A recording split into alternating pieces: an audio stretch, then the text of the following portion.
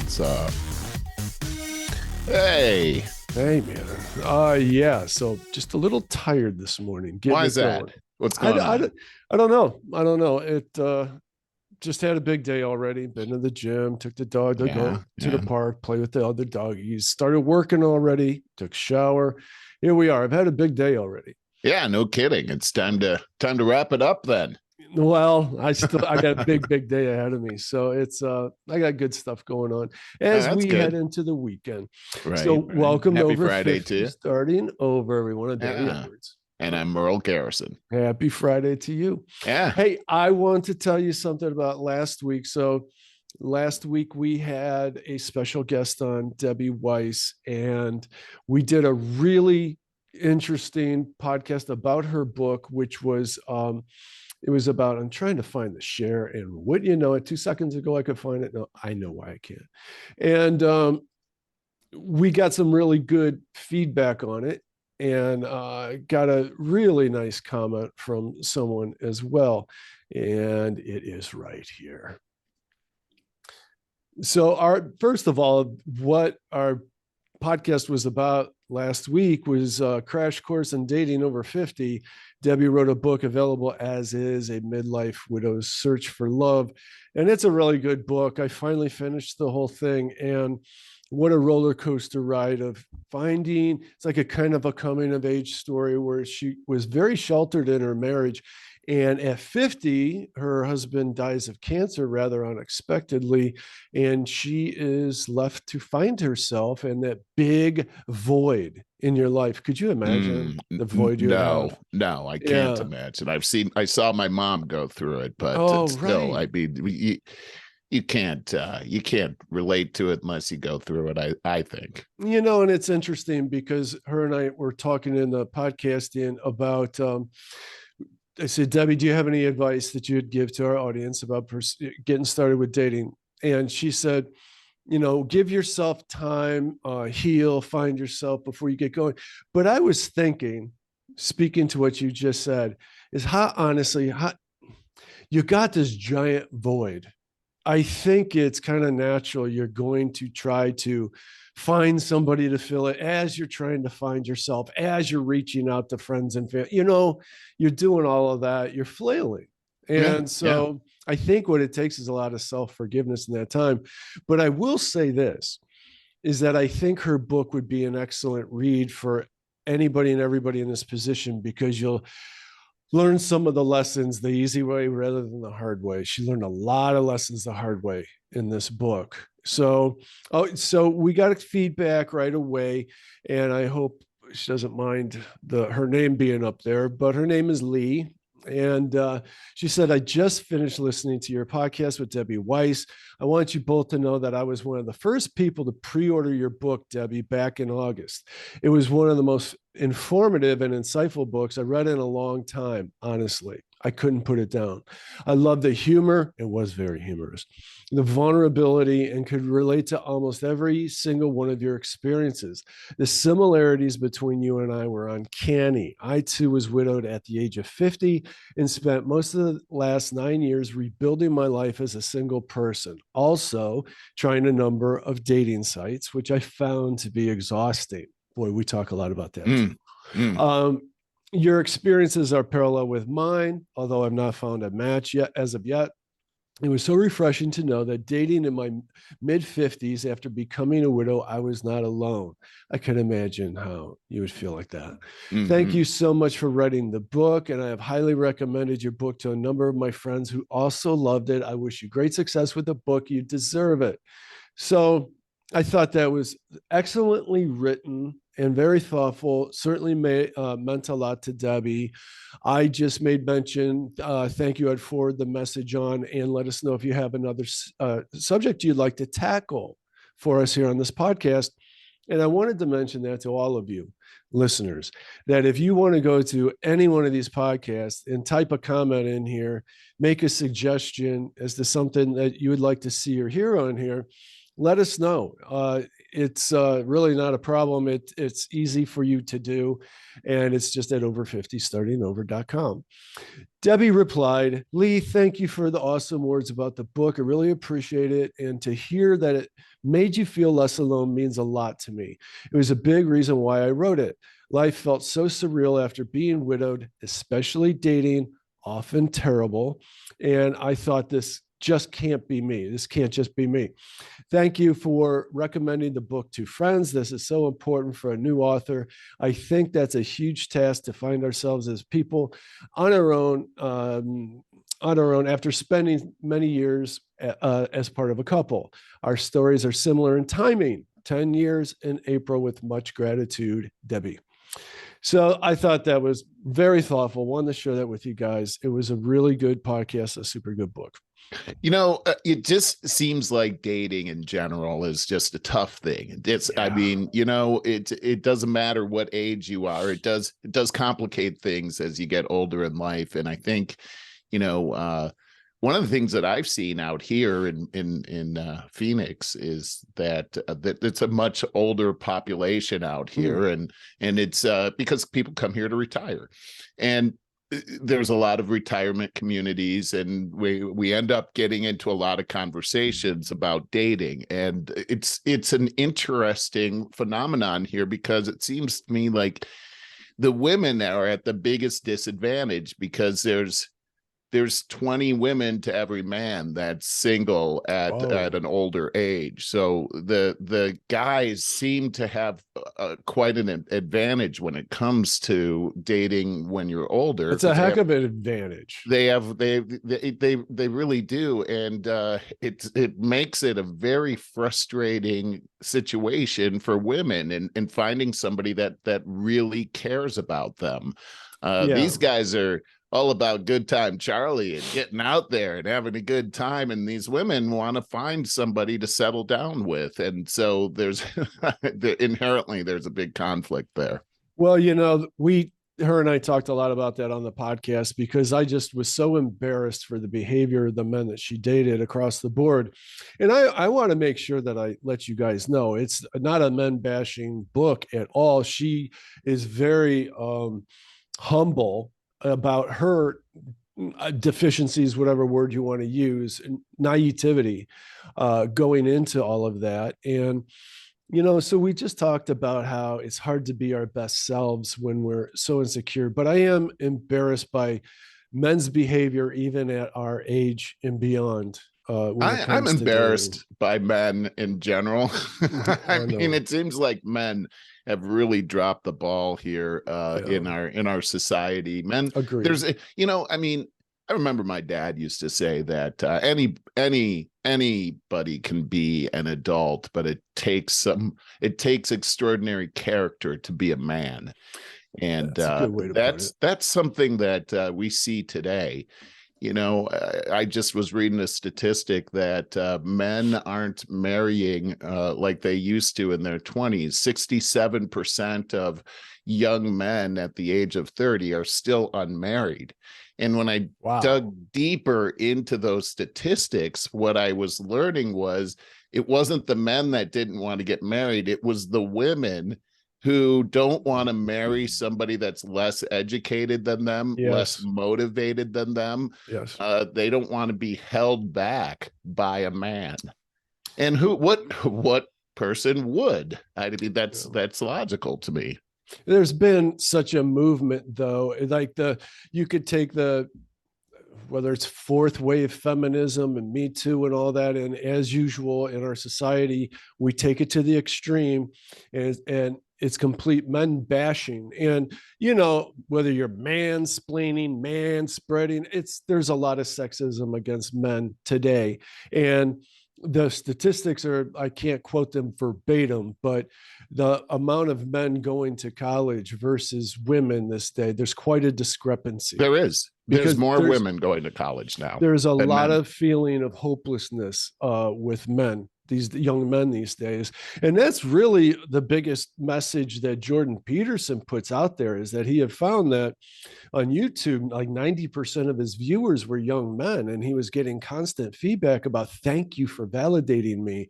Oh, when I have to clean my room, I say in quotes, get my life in order, and I can get that job and get on a career. He just gave men validation that it's okay to be a man.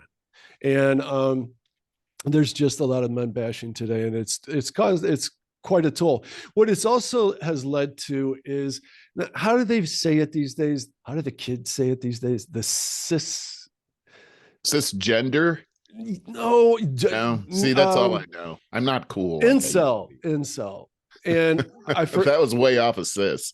Yeah, all these things run together for me because they, but what it means is a lot of men have, they say involuntary, that's what incel comes from. Involuntarily celibate is because they just really have given up on trying to find a mate because of this backlash. Interesting. This article I read was saying that what these statistics are proving for men is that they would rather spend a night alone than trying to find a new mate. Yeah, I think porn has. That was where they went next. Yeah, that's exactly where they went next. And that's a sick commentary. What? Well, it really is. Then there's just a whole lot of ways that we are making for an unhealthy society today. And we could get into that a whole lot more because I got a lot to say on that. But I want to share something kind of interesting, constructive for people over 50 right now. I found this morning this article on AARP. And, I just absolutely love the writing on that. The 10 most age-friendly jobs. Okay. This looks like one I would like to do, being a tour guide. I would love to. Look at that. That would be, I could do that. Flexible hours, work from home options, and these are good fit. Until I started reading through these, there's like, okay, here's your tour guide, Merle. Tour and travel guide, average hourly wage, $15.96. Oh no, I'm working on tips. They can pay me the 15, but I'll make quadruple that in tips. Man, you went right there. That was a very healthy, optimistic attitude. Transportation ticket agent, average hourly wage, $21, 22 really. That sounds like customer service. It sounds horrible. Receptionist, $14.40 average hour. This is bleak. Yeah, advertising sales agent. I don't know who they're advertising for, but $25 an hour. I mean, we're still only barely getting into something livable, really. Yeah, right. Secretary, $19. People don't have secretaries anymore. Well, they call them office managers. And this is, today, as you say that, I've found too, these office managers, they are more than, if you want to not be called a secretary, you want to be called an office manager, you better have some value-added skills. Like you better be good in PowerPoint, things like that, help prepare presentations, which I think is valuable. And I think it's, I do too. A mutual trade-off. That stuff is hard. Yeah. Now we're getting somewhere, Merle. Human resources manager, $60 an hour, 61. And I'm going to read this one because I think that this is interesting. Low unemployment, the steady churn of workers switching jobs has raised the demand for human resource managers to help hire employees and get them settled in. Meaningful work and opportunities to collaborate with coworkers are two characteristics that make this HR manager age-friendly. I think that this is the one viable that I would want to recommend. I think it seems to me almost anyone could do it. Am I right? I'm probably wrong on that, right? It certainly jumps off the page compared to these other. I mean, it's the price point alone. Let's go. Let's juxtapose that with next one, 7. Proofreader, $22. Insurance salesman. Okay, first of all, proofreading, $22. I don't think that's that bad if you're into it and if you're good at it. You got to be editor quality. But to go next, insurance sales agent. How is that? I mean, usually those people make commission. Right. So I don't know. That seems odd there. Yeah, it's $24 an hour. So, okay, now we go into the ambiguous business agent. Yeah, that's what I've always wanted to be. Right? What the heck does that mean? $56 an hour. I'll have to read this short paragraph. Many business agents are lawyers because what? Many business agents are lawyers because the job often requires them to serve as a legal stand-in. Okay, this is making sense now. For a business or client during negotiations. So you're basically a lawyer without a law firm. It's a So now a that price consultant. seems low now. Yeah, you're right. It's a job that tends to lend itself to contract positions, right? But some agents have full-time staff positions. Interesting. Huh. And number 10. Wow, drum roll. Okay. Insurance claims adjuster. Again. Oh, that sounds like pulling teeth. But $31 an hour. That's all right. These jobs require good people skills and a knack for sifting through evidence. You're a little bit of a detective to figure out what really happened in an accident and how much the insurance company should pay. Wow, you are the business that you are representing. You are pitted against their client. It does sound like interesting work, though. Yeah, I you're mean, right about that. you're gonna see some pretty interesting things, but yeah, interesting. I like this down below, the least age friendly jobs here. And they all make sense except for that one library technician. I don't know what does that mean. You got to carry a bunch of books around. That's what I'm thinking. And then chemist. Well, let's just read the first few. Just anyway. thinking, so it's concrete and cement worker, carpenter, painter. No, this is all going to hurt your back. Well, those would, but like we had a guy in here doing interior painting for a very long time. He was very good at it, just takes a lot of patience. And I don't see why someone like you or me could not do that.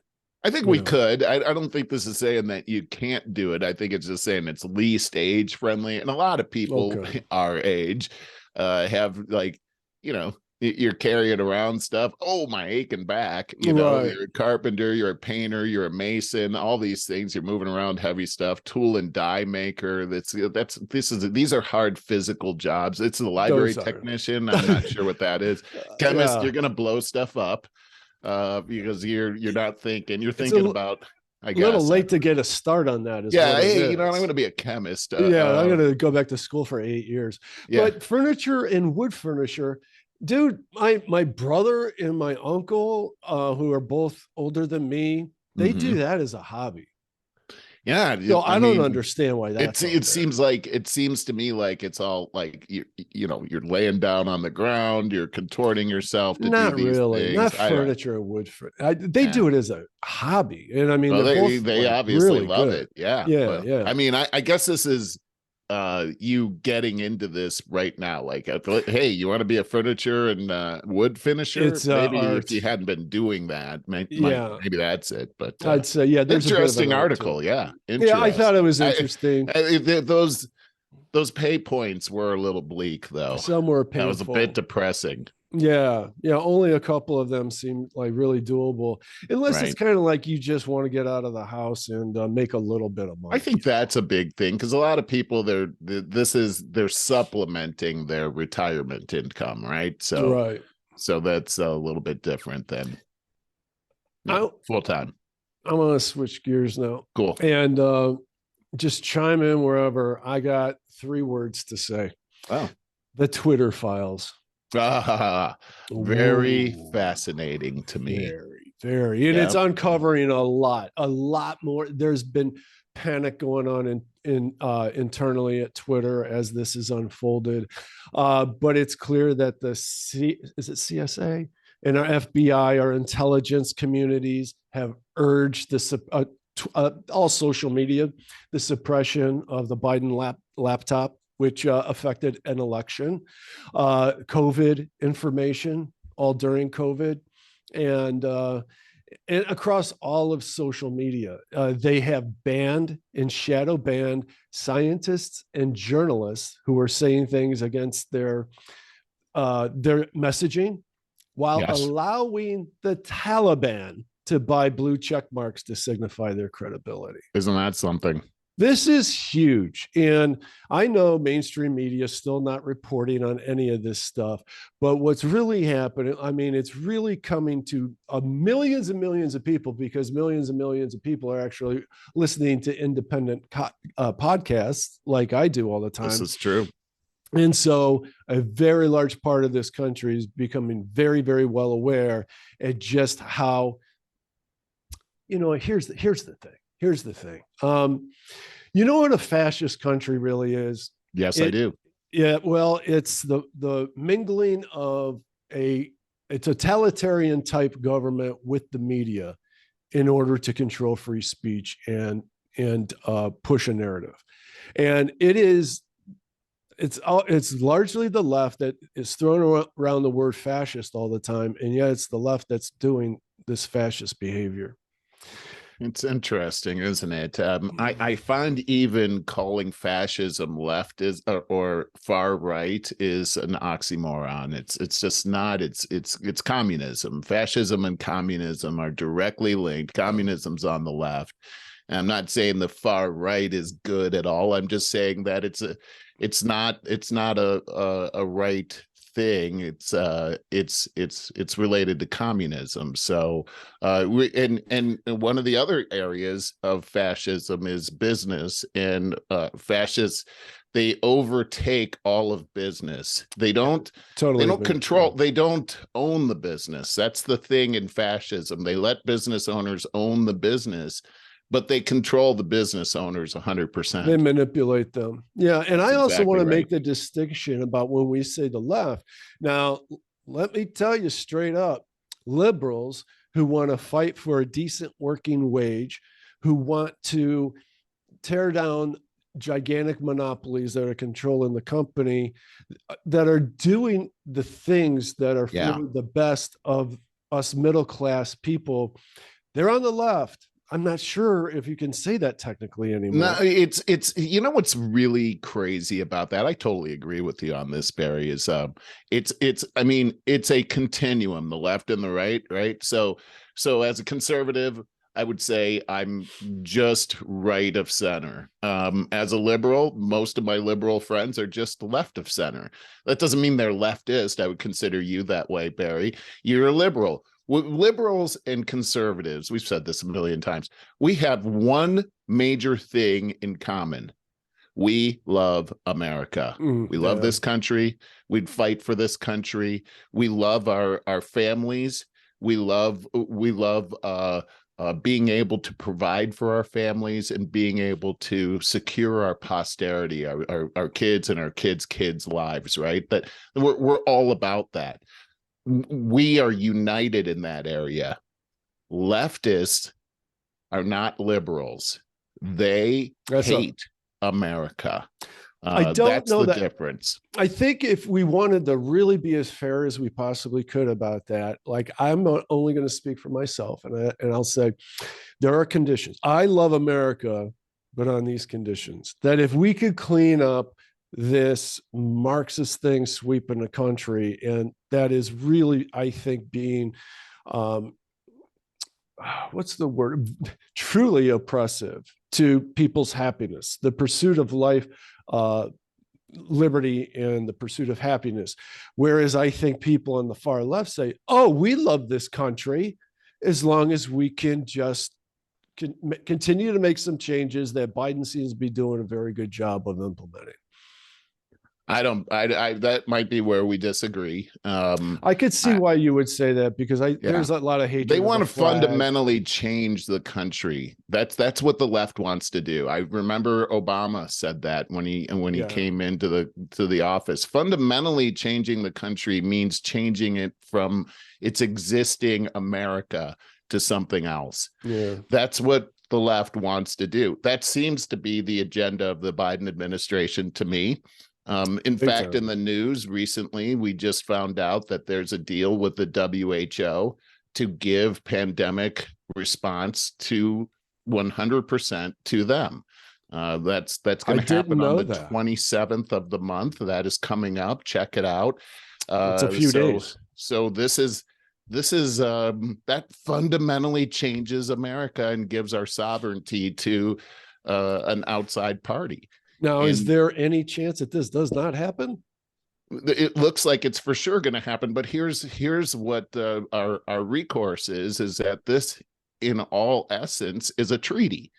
And according to the Constitution, and this is why it's so important for us all to understand what's in the Constitution, is that Congress has to ratify any treaty. You can't just go and make an agreement like that with another nation or organization without the consent of Congress. They'll never ratify something like this, but we've seen this before.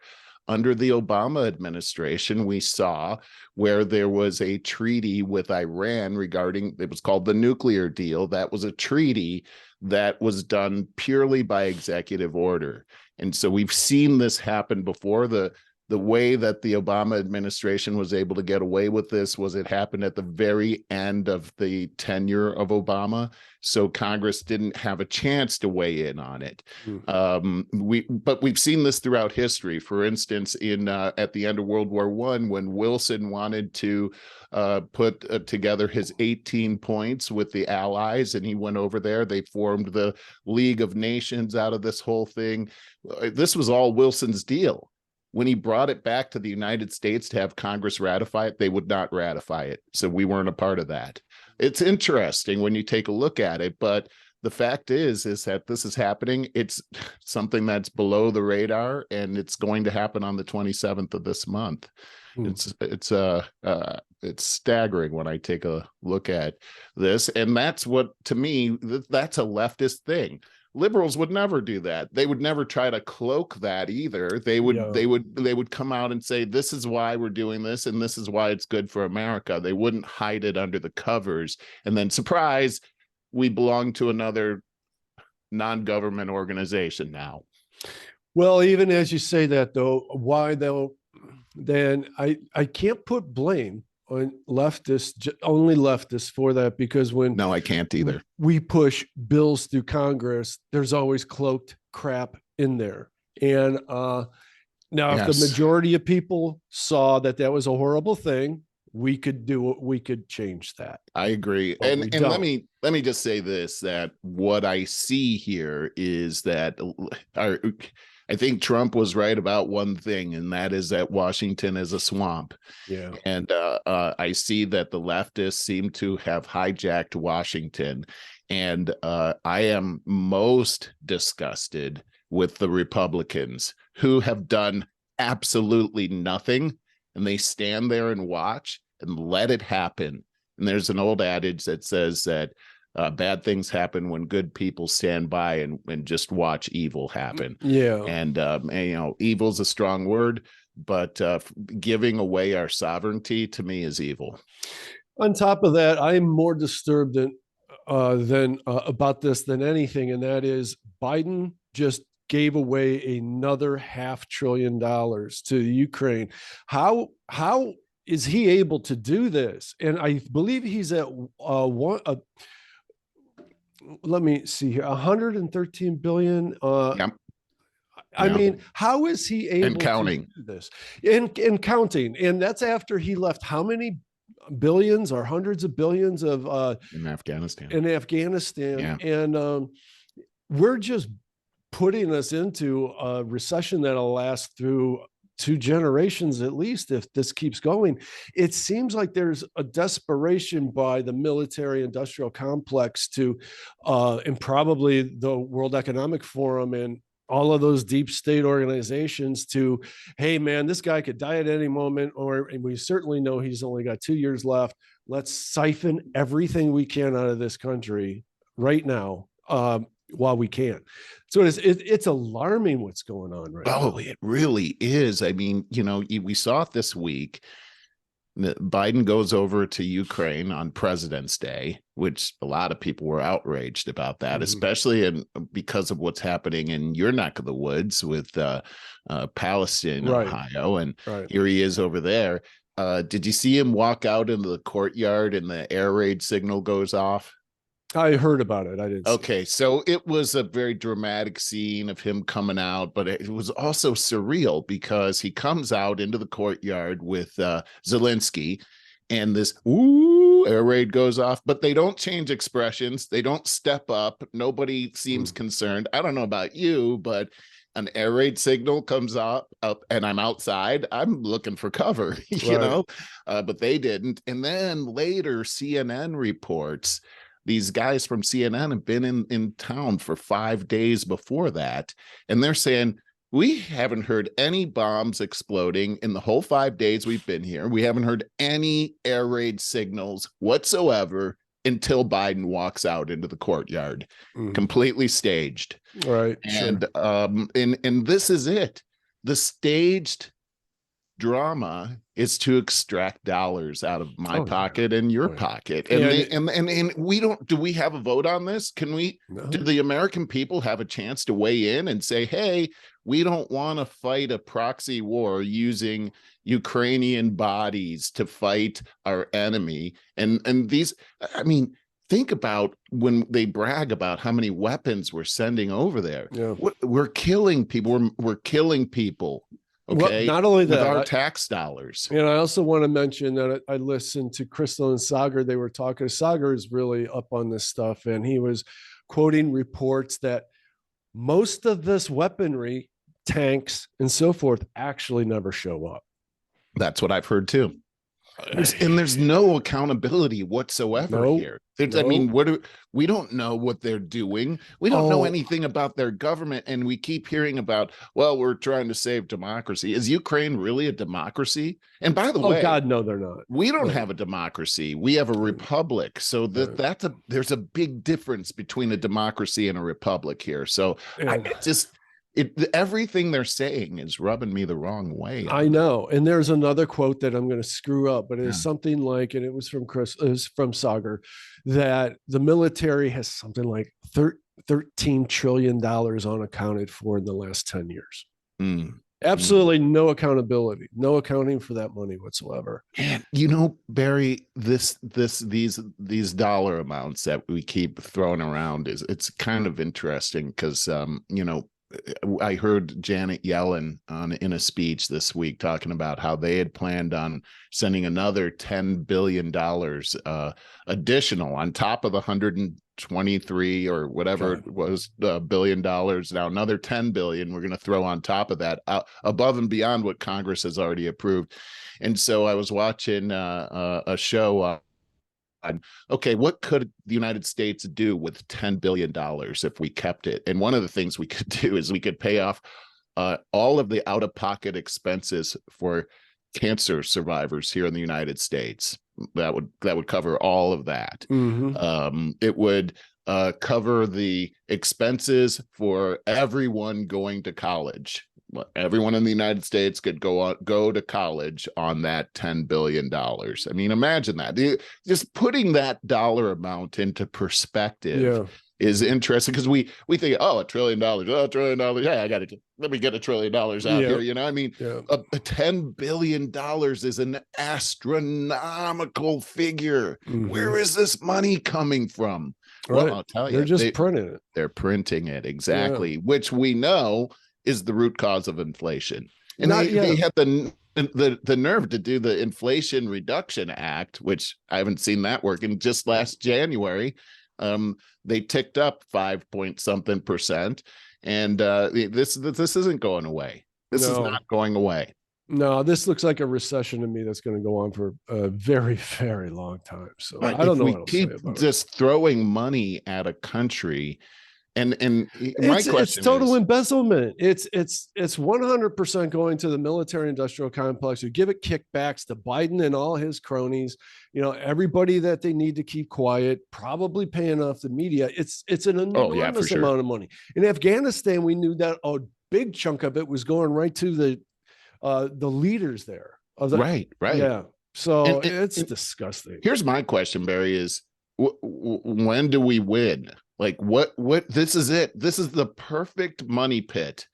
There's no definition of when we win. Right. No, we heard it was when Putin's war ends, when he leaves Ukraine. Nope, that's not it anymore. Now it's, well, we have to take him down. We have to take him out. Well, okay, so this is a forever war. Yeah, it is. It is. And as soon as we got out of Afghanistan, they were looking for the next one. They sure were. They What had it else all do you planned got? out. Well, here's another thing. Just looking at that situation, Barry, is that this week China, the foreign ambassador for China, went to visit Putin.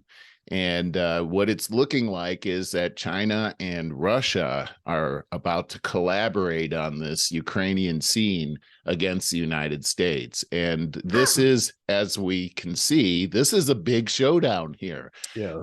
And this has everything. We saw Biden in Poland this week talking about how we'll defend every inch of NATO territory.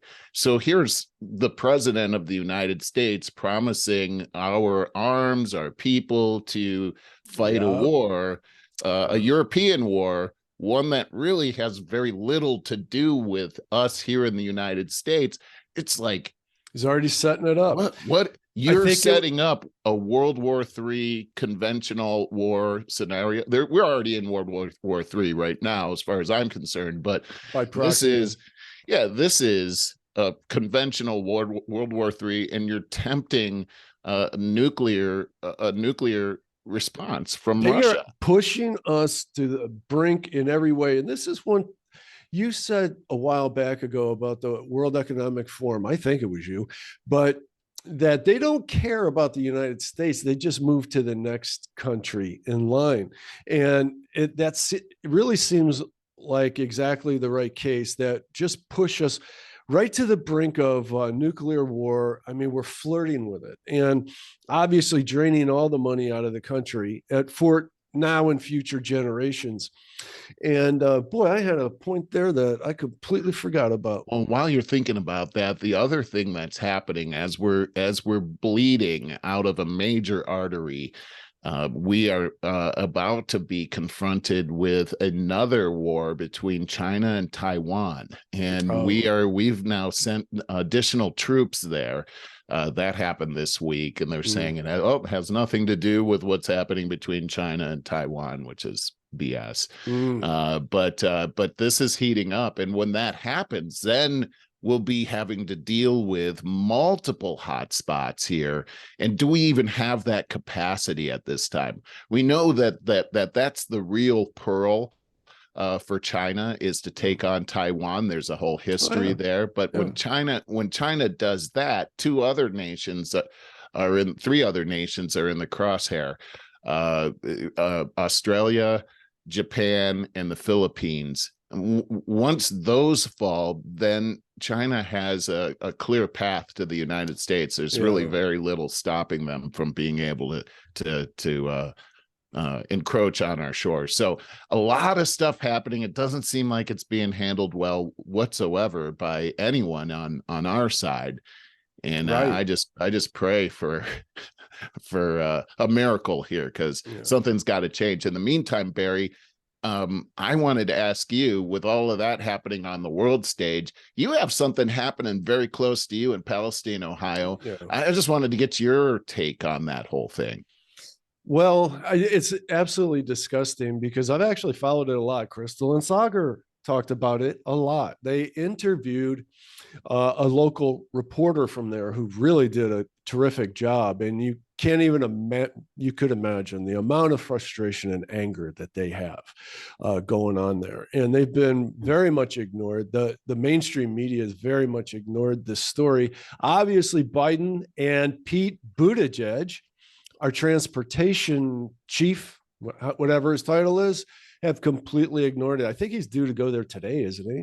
He went there yesterday. He showed up there yesterday. 12 days after. They were. Trump went there before he did. The day before he did. Yeah. So it was like they found out Trump was going, and then they were like, "Oh, we got to get there." It's disgusting, but the black clouds that have covered that town that they can't even see through it in daylight. And again, on the Crystal and Sagar show, they talked a lot about the chemicals that are in there, which I don't remember the chemicals, but they're really harmful. Fish are dying by the thousands. Pets are dying. People have long lasting, endless headaches. It's and you know, one of the things, the corrupt things that they said is really going to happen there is there's a lot of people on the brink of poverty there that they'll be offered $5,000 to have an NDA, sign an NDA, can never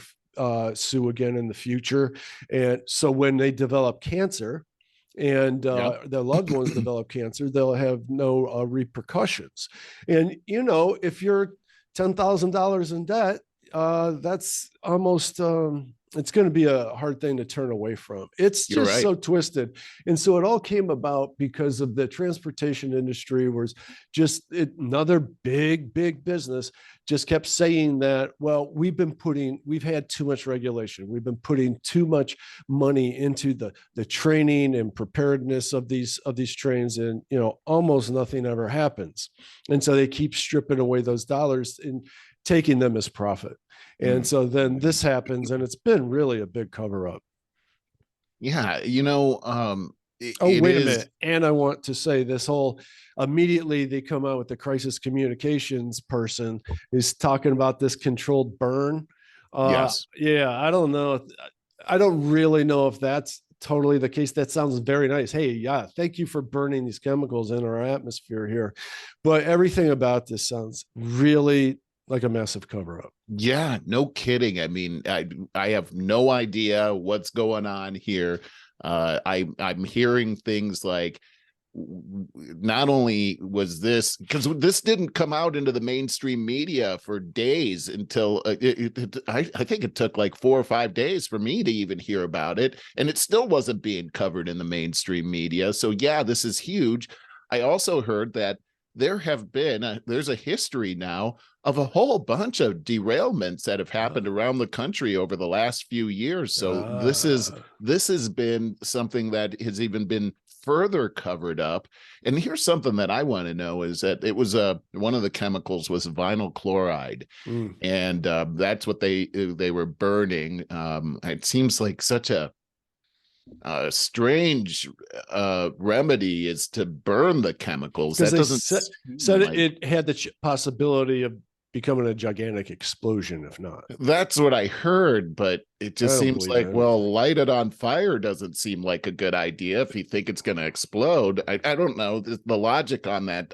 I'm still trying to process here, but it seems like you instantly cause an even bigger problem by doing that.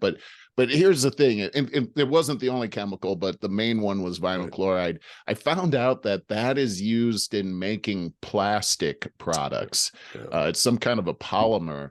But I was wondering, like, I wonder why they haven't talked about where that was going. Like, who's using that much of that kind of a product? I just found that interesting. I wonder why they haven't talked about that. I don't know, and even as you say that, upon being burned, a lot of it turns into some kind of hydrochloric acid. It does turn into hydrochloric acid. And I just saw it on the news before the show, someplace 40 miles from that, from the crash site. This guy is showing where his car got rained on last night, and it's dissolving the paint on his car. Oh my God. You know, and to go back about 10 minutes or 15 minutes ago, when we were talking about, oh, we love this country. And I said, well, I love this country if we could clean up this kind of corruption. And, but you know what? I always wonder, am I just at that age now where where like everybody else at this age becomes very cynical about everything, and the world's going to end and all that. And I say this, I'm going to say again. So I'm saying to myself, I love this country if we could go back to what we were, clean up this corruption and stuff. But you know, last night on Amazon Prime, I watched the movie MK Ultra. And let's see. Oh yeah, we talked about it before. Oh yeah. There's a movie called that. Okay. Yeah. I know what MK Ultra is. Okay. And I'll explain. It's about I think it was like a 30-year period of time where our Secret Service, CIA, those outfits were doing electroshock therapy, torture for mind control. It's all about mind control, LSD experiments, just sadistic stuff. And and really ruined a lot of lives, all covered up. And when things happen underground, the worst of humanity comes out, and I mean pure sadism. And so this, and going back to what was it called with the experiments on black people with castrations and things like Tuskegee yes experiments. Yep. so when I'm saying this is what's coming together for me as we talk. So when I'm saying, yeah, I love this country, if we'd go back to being a better country, well, we never were, is my point. Yeah. These kinds of things have always gone on. They have, and it's because it's the condition of mankind, and I don't blame our country for the condition of mankind. And when I take a look at, we talk about love of country, and I feel like what you're saying, Barry, is that I'm not getting that you don't love the country until they do things. What I'm getting from you is I love the idea of this country. The things that this country is supposed to stand for is what I love. I hate how people have corrupted that and how they've taken advantage of our freedoms. If that's what you're saying, I totally agree. There you go. And what to just put a cap on that, what you just said is what makes this country great also makes it vulnerable to corruption. And that's freedom. That's right. Yeah.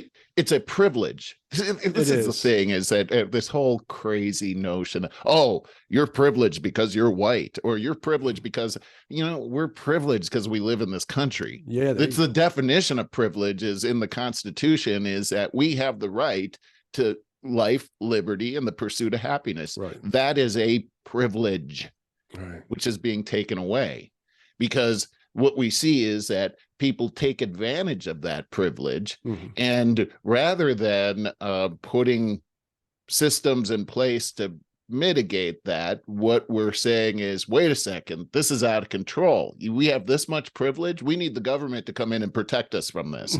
Yeah. And then we're losing all of those privileges. Yeah. And I think education is a main protection point for these privileges. When we teach people in school things that are right, we teach them right from wrong, we help them with these kinds of things, then that privilege seems to work really well. But when that gets corrupted and everybody is taught that they're a victim, then our privileges don't seem to work very well anymore, and we become disunited, and our neighbor becomes our enemy. And this is the situation that's happening, and there are enemies all around this country who are laughing at this whole thing. They're seeing the demise of our culture, and it's our culture that really holds all of this together. And as our culture becomes disunified, that's the opportunity for our enemies to come in. They don't have a better solution. They have a solution that says that they'll enslave us and make us their vassal. And that's not going to be pretty, and it's going to be ugly. And we really have to defend against that, really. Yeah, for sure. I think it starts with love thy neighbor. Absolutely. But it's hard to love thy neighbor when you said they are very skilled at keeping us divided. And they really are. You know how you do that? You start with all this gender dysphoria. And when you start attacking the kids, and now the pharmaceutical company went after our children when they said that we have to make a mandate to vaccinate all of the children, because billions, untold billions to be made there. That's right. In spite of the fact, I do think that there's studies that say that they would have a larger chance of getting myocarditis, which is inflammation of the heart, than they would have actually dying from the vaccine, which you have virtually no predisposition to. Now, additionally, so I said about the gender dysphoria is that there has been movements, and most of them are kept rather hush-hush, but to allow minors to begin hormone blockers without even the consent of their parents. I mean, that's happening. I mean, it is happening. We're seeing stories on that all over the place now. Our children are under attack now. So that's the divisiveness, is that, you got one side saying, but my kid seems like he's, trans or something. And they want that to be that way. Yes, they do. They're going to be special. And, And the fact is, every kid's confused, and you just, oh, how many, there's untold number of people that have gone under trans operations that it turns out like something like 90% had the regrets because they simply were gay. And there's nothing wrong with being gay. You know what's wrong is mutilating your genitalia. That is irreversible. And Right. so a lot of people have gone through that. And so these things are extremely divisive. And They really are. and that's the Well, intention. and this is it's a psychological warfare that's being inflicted on us, and Yeah. we're seeing it. I mean, you watch the news.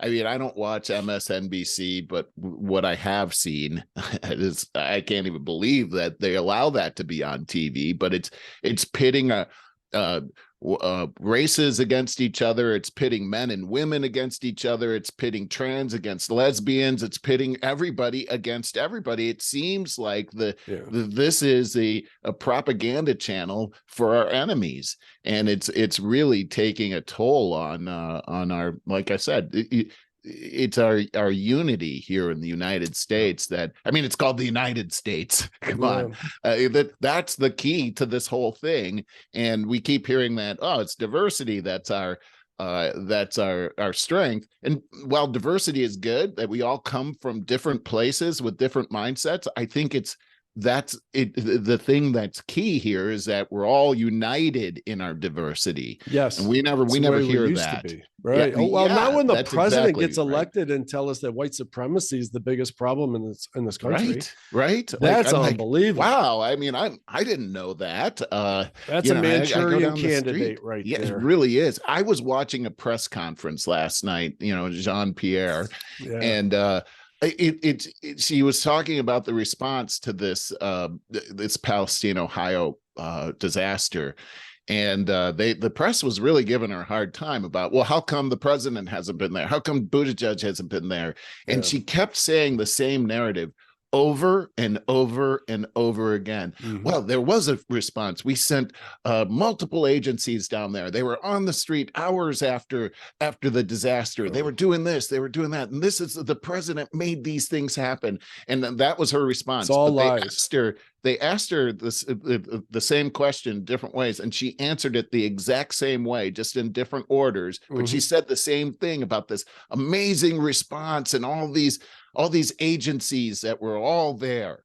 And I thought, that's interesting, because I'm pretty sure those agencies respond to stuff like that because that's their blueprint. They're supposed to respond. I don't think they had to wait for the president to say, go down there. No. There's only consistency that this press has, that with that office, is the only consistency is that they just practice. If you say it 5 times, that's the thing. It'll be accepted as truth. Is that they have the press there, and they're going to say that they're going to beat that drum over and over. It's a total lie, and they're going to beat them down until that's what they write in all of their press releases. So I thought that was, I mean, that's what they do. And as I watch the sausage being made like that, it's really, I mean, there's no mystery to it. I mean, it's not complicated what they're doing. It seems like any fool could figure that out. You would think. Anyway, our American government people are pretty gullible, though. I want to ask you something. I've been trying to remember. I tried to tuck something away in the back of my mind for whenever I talk to you next. And that was a few days ago. I saw news clips of Josh Hawley, I believe, in Congress, given someone held with a lot of very, very articulate. I was super impressed, but I don't remember what it was. I don't know what it is either. I'm sorry to say. I do know that one of the things that's going on in Congress right now that I'm very excited about is the House Oversight Committee announces probe into State Department for silencing conservative news. This is James Comer announced an investigation into the State Department after it was revealed by the Washington Examiner that the federal bureaucracy spent hundreds of millions in taxpayer dollars on censorship of conservative news outlets. And it's he's asking for a number of State Department documents to be provided for a briefing from Blinken to the committee staff by March 3rd. I know that right now with the Republicans in the House, they're doing all kinds of investigation. I think Josh Hawley is a senator, though, but this stuff is all bubbling up. So investigations typically start at the House level, and now that the Republicans are there, they're looking to understand, some of these things that happened. And I know you love that when that happens. That's really funny. I know it is. If you're listening, his video started doing the Max Headroom thing again, and it's really funny. The whole thing, though, is that the government should not be in the business of censoring anything. Right. Not left leaning or right leaning or any leaning. That should not be it. And yet they're spending our tax dollars to do this without our permission, mind you. Right. And this is the sick thing that's happening here that just has to stop. You might not agree with what one entity says, but if you eliminate their voice, then you never can actually use your critical thinking to come up with your own opinion. Right. And that's what they're trying to eliminate, is you being able to think for yourself. Yeah. I remember a couple years ago, and I started hearing about QAnon. I'm like, what's QAnon? It sounds like a rumor. And I was Googling it, and I couldn't find anything on Google. So I literally said in a comment section somewhere that I just believed it was 5 guys in the Florida Everglades drinking beer and coming up with goofy stuff. Well, then that documentary came out, Q Into the Storm, and I got a full education on it. It's like, holy crap. And to your point, I 100% agree. If you don't like the information, you combat it with better information. Because when you just put something underground, and if you don't like it, it's going to grow. It's going to grow. And I just believe that you better, if you want to be able to combat something, you better be able to find out about it. And so I'm saying either way, if you like something or don't like something, I think QAnon was or is some really shady, weird stuff, but I think that I should be able to find out about it. Right. Yeah. So that's the thing. I do not believe in censorship at all. And what people get to all the time, where people get hung up is, well, what about hate speech?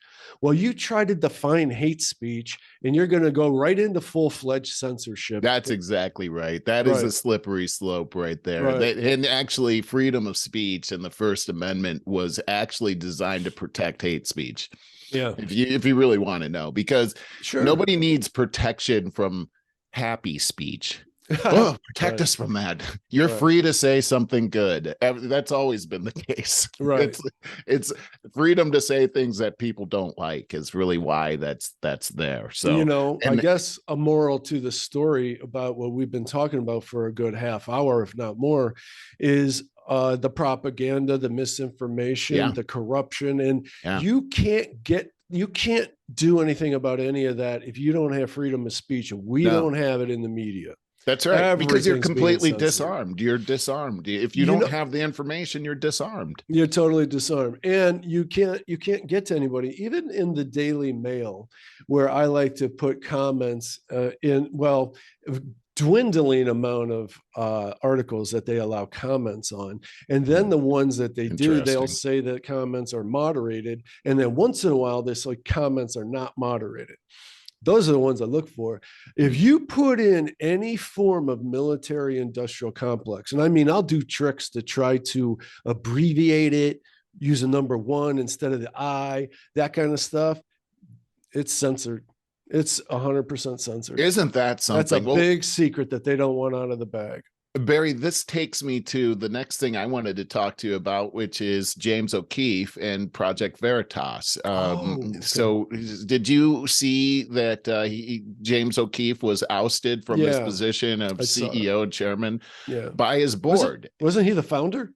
He was the founder. Yeah. He's the one that founded it. He's the one that grew it. He is Project Veritas, and yet he was let go. Now he actually, there's a recorded speech that he put together for his team when he was saying goodbye to them. It's about half an hour. That's now viral, and you can hear exactly what happened right there. But it was.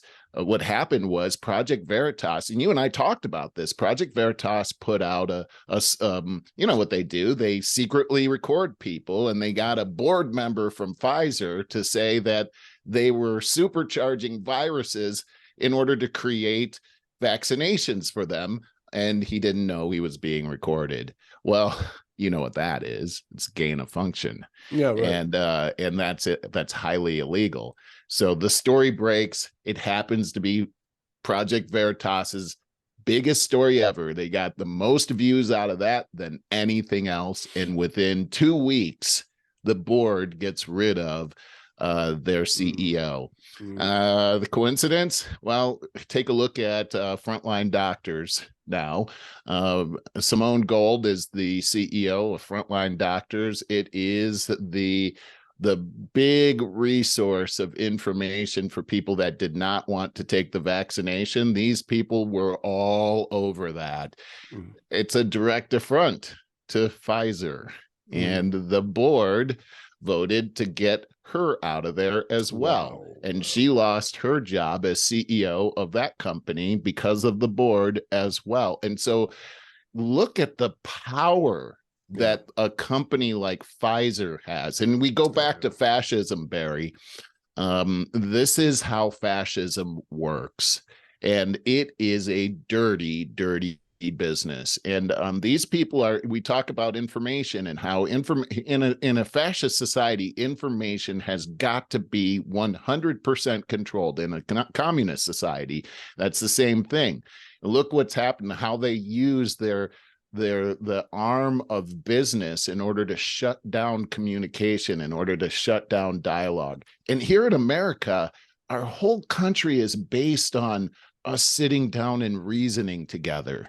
But when you take away a big part of information, then we can't actually reason together anymore. And look at what's happening here. This is really, really amazing. I want to correct one thing. You said that gain of function research is illegal. It's not. I thought it was banned in the United States. I don't know. I don't think it's banned in the United States. Fauci is the one that has funded this himself. Yeah, and by executive order, it was made illegal. Okay. Yeah, that's what this whole thing is about. And that's why Fauci was brought up. I know that Obama stopped gain of function research, like that's never been rescinded. Never been rescinded. But then under Trump, and this was from maybe it was Matt Taibbi, he's an independent journalist. I really like him a lot. I remember. I do too, by the way. I didn't think you know who he was. Yeah, he's the one that's been doing all the Twitter files. Oh, right. Yeah, that's so disturbingly. And he's a liberal. Yes, he is. And he cut his teeth at Rolling Stone, and he talked about that recently a lot, and about, it was a rock and roll reporter, kind of cutting edge reporting, and just how leftist that they went off the deep end. Well, they're the ones that broke the story about Joe Rogan and horse dewormer. Yeah. For that IV. They've been. You're talking about Rolling Stone. Mm-hmm. Yeah. They've been involved in some real bad stuff. I believe it was a New York Times picked that right up, and CNN. I mean, mainstream media basically went all over on that and made fools of themselves.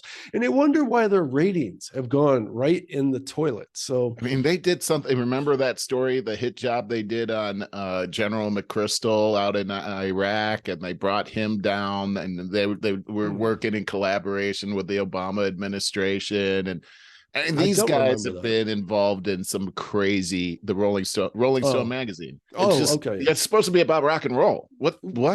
But they were doing cutting edge reporting like in the early 2000s and stuff, but they just got corrupted as well. Yeah. Here's another information war item that I learned this week is that there's a company out of Israel. Now I don't have the name of the company in front of me. I wish I did. But you can hire them and they will support your propaganda with 30,000 AI online bots that look like, you know, the guy down the street, and there's a whole history of him and everything. The problem is he doesn't exist. Right. And so you can hire 30,000, and that's just one company out of Israel that you can hire. And then, you know, somebody like me puts out something on Twitter that says, no, that's wrong. And then 30,000 people come in and say what an idiot Merle is. And then who are you going to believe? Wow. And that was really articulate the way you explained that. No, there's a whole lot of that. Social media is a cesspool. I gotta say, it's a shame that we got to rely on, that we got to become an oligarchy and rely on the altruism of someone like Elon Musk to buy Twitter for $44 billion in order to uncover it. I know, right? Isn't that thank something? God, though, huh? Yeah, thank God. And then I start to wonder, what should we be concerned about Elon Musk? I mean, man, he's one guy, right? That's the problem with an oligarchy. Yeah, exactly. You know, because who else you got that's like that? Bill Gates. I don't trust that guy. No. And so this brings me to this. You know, I was in a great conversation the other day. I got invited to a dinner party, and they had seen a couple of podcasts that I had put out actually with the Black Ops report. But the guy I was talking to was saying how much he appreciated these types of podcasts. We say this all the time, but I love when I hear it from somebody else. How much he appreciates this kind of information, because you're just not going to get the truth on mainstream media. And the people that do podcasts like what we're doing here, Barry, we don't have any motivation to put out some cockamamie story to try to get people to believe it. I mean, we're doing this for free, doggone it. Yeah. And so what our true motivation is to get the truth out. To try to this seems to be one of the very few places, these types of podcasts, one of the very few places left where you can get real honesty, real integrity, and real journalism.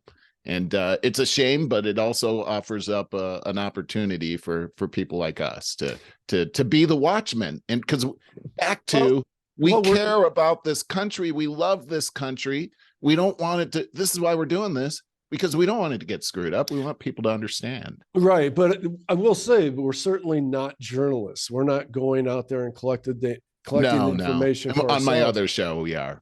Okay, but what we are very curious people that sift through a lot of different information and try to connect the dots with the most trustworthy sources. So I mean, that's about the best thing I could say about that, because we're in an age right now, it's just so hard to know what to believe. That's what journalism is, though, is going out there and uncovering and researching. I mean, in its true simplicity, that's really what it is. And then reporting it back to people. That's what we're doing. Yeah. We don't see the news media doing that. Like back to the Jean-Pierre press conference, she was saying all of these things, and it seemed like naturally, if I were there, I would say, yeah, but what about this, and that? But they never have any follow-up questions anymore. Like it seems like you can say the dumbest thing and people will just, oh, okay. Well, if Peter Ducey snow happens when it's 100 degrees, yeah, oh, okay. If Peter Ducey gets sick, there's no accountability. There's no accountability that's going on in that press conference. He has got, I'll just say, balls of steel. He really does. Really does. I've never seen I want to ask you anyone that stands out as much as he does in the press. Because no one else to say it. Right? Yeah. He would be 10 years ago, maybe 20. He would just be a normal guy in the press because everyone was like that. Right. Now he's a thorn in their side. He sure is, boy. He is. He's just see the way Obama, the way Biden looks at him when he calls out him. I got to call. His face gets all, I hate that guy. Speaking of press, lightening it up a bit, because I'm going to have to go in a couple minutes. You realize we haven't heard anything more about the so-called UFOs being shot down? Yeah, I knew that was going to happen, Barry. But come on, first of all, if you shoot down a UFO with a missile, it's not extraterrestrial. Right, You know? right. What are the chances that you could shoot down Yeah. a UFO with, I mean, one of these, whatever, you know what I'm talking about. Right. Yeah, you know the thing. So and the fact that we haven't heard anything more about it is just more about, I don't know. Is it all, was it all for distraction so that they could pass some bills for billions of dollars again? Or well, I don't know. I don't understand. I don't know what's happened either, but I mean, the whole thing, it makes me very nervous about how our country is being protected. You know, Yeah. I mean, we let this balloon collect a whole bunch of information and we didn't do anything about it. And then the next week we're shooting UFOs down. You know, Yeah. it seems like did we actually shoot anything down, or was Yeah. this like okay, you know, let's throw some skeets up there and tell people that we shot down an enemy to make us look good. And then the very next week you got Joe Biden in Kyiv looking like Clint Eastwood with the air raid signal going on and everything. This seems like complete kabuki theater. Yeah. Does. Well, hey, Crazy, you got man. anything interesting going on for the weekend? I don't have anything planned, and I love it that way. I've had the last few weekends have been everything planned out, and I'm glad to have one where you got a breather. Yes, I don't know. I don't know what we're doing either, and I've had a very busy week, and I'll be working some during the weekend too to get ready for a big presentation Monday evening, which is fun. Right on. Cool. Well, I hope you have a great weekend with Lisa. Tell her I said hi, and this is good, man. Good stuff today. All right, buddy. Really appreciate it, and yeah, so have a good weekend, everyone. And I hope I could get this thing out today. We'll see. All right, buddy. Take care, man. Talk to you soon. All right. Yep. Bye.